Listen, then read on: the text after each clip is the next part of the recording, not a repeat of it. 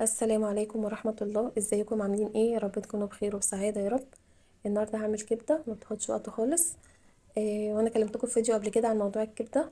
انا دايما كنت بجيب كبدة بلدي، ما كنتش بجيب المتلجة دي خالص. بس اخر مرتين من فترة طويلة، اخر مرتين جبتهم ورا بعض كانت زفرة. فقلت اجرب بقى المتلجة او المستوردة. جبتها برضو كذا مرة كانت حلوة، بس من ضمنهم يعني جبتها مرتين حلوة، وتالت مرة جبتها كانت مهرية قوي وعملتها كان طعمها مش حلو، فعملناها وما كلناهاش.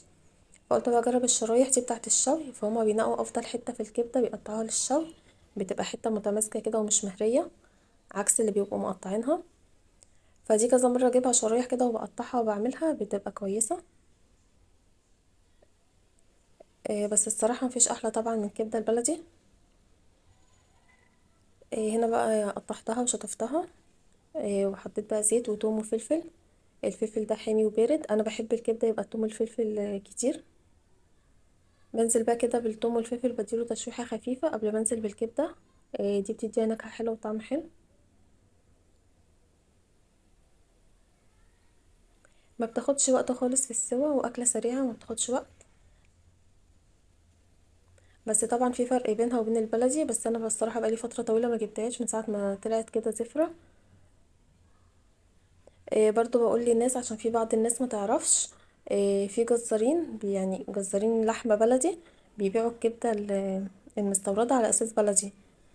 المعلومه دي انا والله متاكده منها، انا مش بسمي في حد والله. بس انا يعني بيصعب عليا شقى الناس. بيبيع الكبده مستورده بتمن حق كيلو بلدي.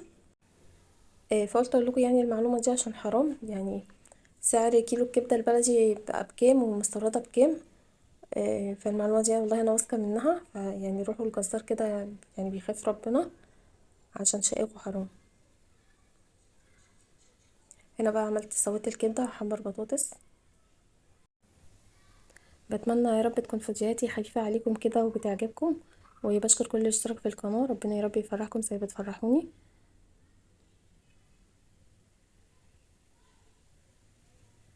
هنا بقى حمرت البطاطس وما عملتش ولا مكرونه ولا رز. جبت عيش.